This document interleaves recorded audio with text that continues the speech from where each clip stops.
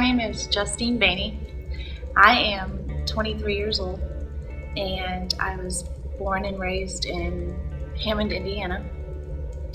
I moved to Missouri when I was 8 years old, and I graduated from Kearney High School in 2009. I'm the mother of 3 beautiful little girls, Nikki, Brooklyn, and Carly, and I've been going to church here at Radiant Life since November of 2014.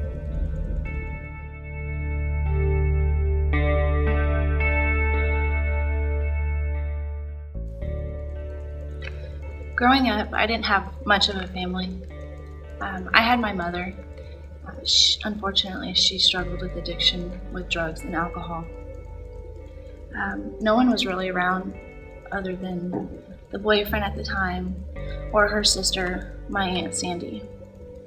I was subjected to a lot of her addiction and a lot of domestic violence, and definitely had to grow up a lot faster than most kids my age.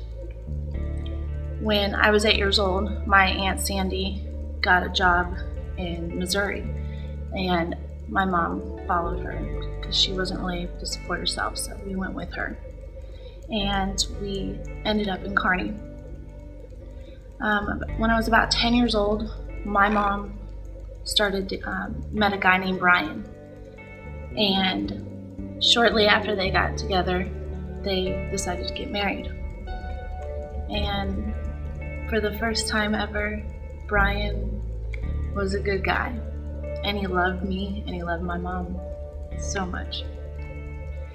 They were married for about a year, and in that year, my mom went to rehab 3 times, ended up in jail, and the whole time he supported her. He took care of her. And he took care of me, even more importantly. About a year after they were married, I came home from school, and he and her, they were standing together, and he told me that they were getting a divorce. And immediately I thought my world was crashing down because I had just gotten comfortable in school, and I had all these friends here in Kearney, and I didn't want to go. I didn't want to move again. But he asked me if I wanted to stay with him or go with my mom. And I didn't even need more than a minute to decide that I wanted to stay with him. So within a few minutes, we signed a piece of paper, all 3 of us, and my mom signed over rights to me and gave them to him. And she went back to Chicago, and I stayed with him here in Kearney. It wasn't until about I was 15 years old and I started to rebel a little bit. I think he was really afraid that I was going to turn out like my mom a little bit. So he did all he really knew how to do. He had no children, and this was his first time being a parent, and I do believe he did everything he could. But in my rebellion, I didn't want to listen to him, and I ended up getting pregnant when I was 15. After getting pregnant, we kind of went on the outs with each other, and I had my daughter Nikki. And when she was about 6 months old, we started talking again, and since then, he's played a huge role in my life, and still to this day is a big part of it.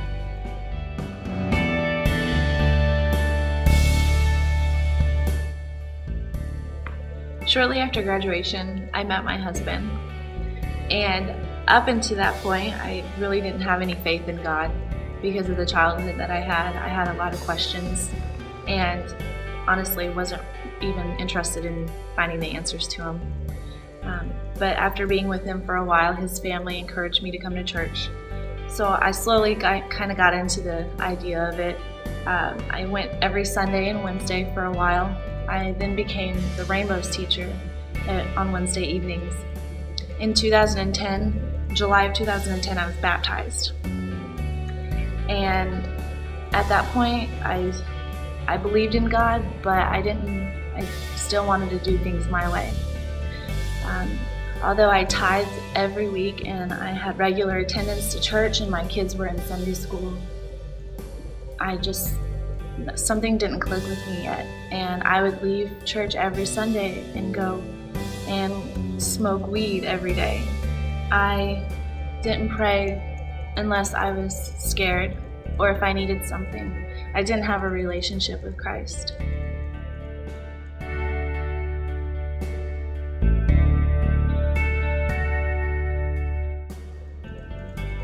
At home, I had a great family life.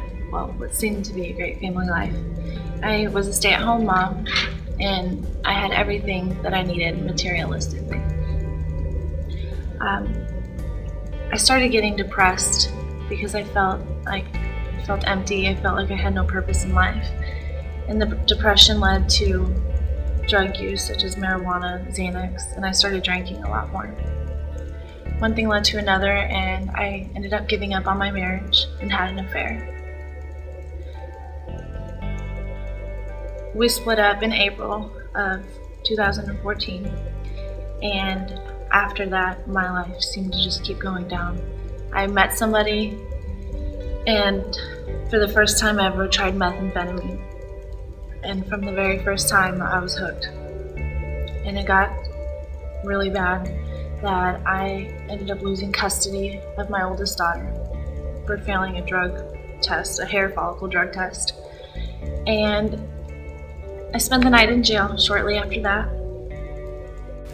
And then right after getting out of jail, I ended up in the hospital, waking up to see my dad in the room, looking at the paperwork, crying. At that point, I knew I needed help, and I reached out and asked for it.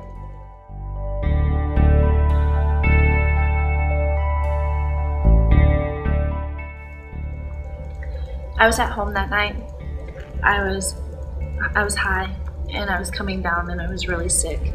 And I knew I needed to call out to somebody, and the one person I knew I could count on was Hope Summers, and she attended Radiant Life Church. I called her and don't remember much of the conversation. I just know that within minutes of me hanging up, she was in front of me, and she was standing there with my dad, and I had all these plans to go to rehab in a couple of days, and because I was still wanting to do what I wanted to do. And she said, no, we're gonna go now. We're gonna go take you to detox tonight. And I thought she was crazy, and I wasn't gonna do it. I fought her on it, and she stood in front of me, and she just cried and begged for me to go with her. And she prayed. She kept praying in front of me, and I yelled at her. I was so mean. I was so mad at her. And then something clicked, and I didn't fight her anymore. I said, okay. And I got in the car with her and my dad, and they took me to Truman Medical. And they sat with me for hours in this hospital bed while they got examined. And at that point, I hadn't eaten or drank anything in 3 or 4 days. And I was sick, and I was in a lot of pain. And I remember laying in this hospital bed with Hope next to me, thinking, what if this was my daughter one day? What if I was Hope and I was holding my daughter's hand, and she was going through the same pain that I was because of this drug, because of any addiction for that matter. And I knew that God had chosen me that night. I knew that there was a reason I called out to Hope. There was a reason why I wasn't fighting her and telling her no anymore. After leaving the medical side of the hospital, I went to detox. And that was probably the scariest experience of my life. And I fought it for a while. For a few hours, I was a little rebellion. And every time I acted out, it seemed like God had just dragged me down and told me enough. And I remember sitting in this blue chair with no socks on it. It was cold, and he asked me if I heard him. Do you see me now? Do you hear me now? And in that moment, although I was in so much pain and I felt terrible, I couldn't even sit up straight, I had this overwhelming sense of peace. I knew for the first time in my life that I was going to change, and that this addiction wasn't going to hold me down anymore. And And that's when my relationship with God started, was in a detox hospital.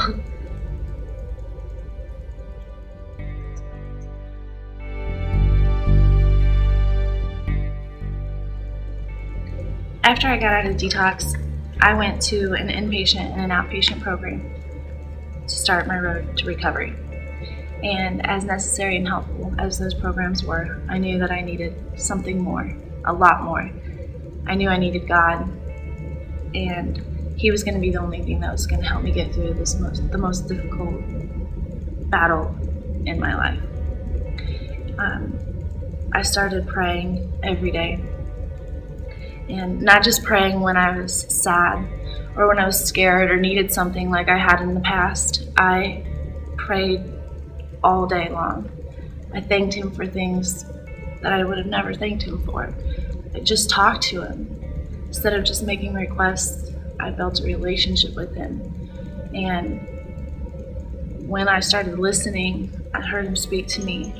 I began to meditate on His Word, and it brought me comfort, especially on the days where I felt like giving up. And all I had to do was, and still do, is just open up my Bible, and scriptures just stand out to me, and it's the most comforting thing I've ever experienced in my whole life. I began to worship Him and experienced Him on a whole different level. Coming to church every Sunday and Wednesday and just spending time in His presence is probably the most incredible feeling. It is the most incredible feeling I've ever experienced. And it's something I could never turn my back on.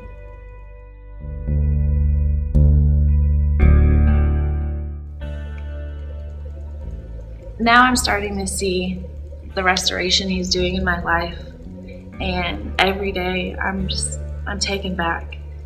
He, in such a short time, with my obedience, He has provided me partial custody of my daughter, all of my daughters, which wasn't something that I would get, not for a while at least.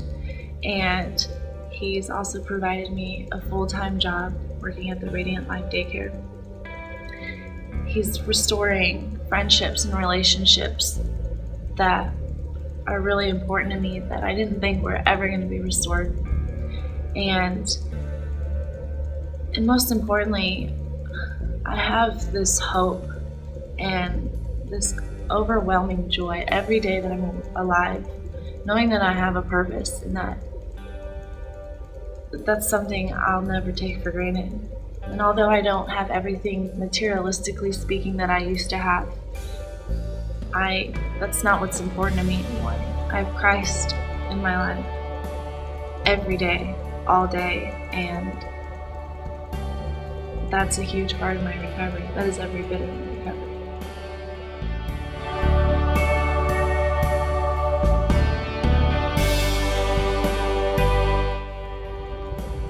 My stand-on scripture is Genesis 50:20. You intended to harm me, but God intended it for good, to accomplish what's now being done, the saving of many lives. I pray that God uses my testimony to bring light to someone's darkness. I know what it's like firsthand to be in an addiction, in such a powerful addiction. And I know how hard it is to try and defeat it without having Christ in your life. I also know what it's like to have Christ in your life and the ability to overcome it with Him. And I want to be able to minister to someone and help them get through it as well. God is no respecter of persons. And I know that whatever He has done for me, what He's doing now, and what He will do in the future, He will do for you too.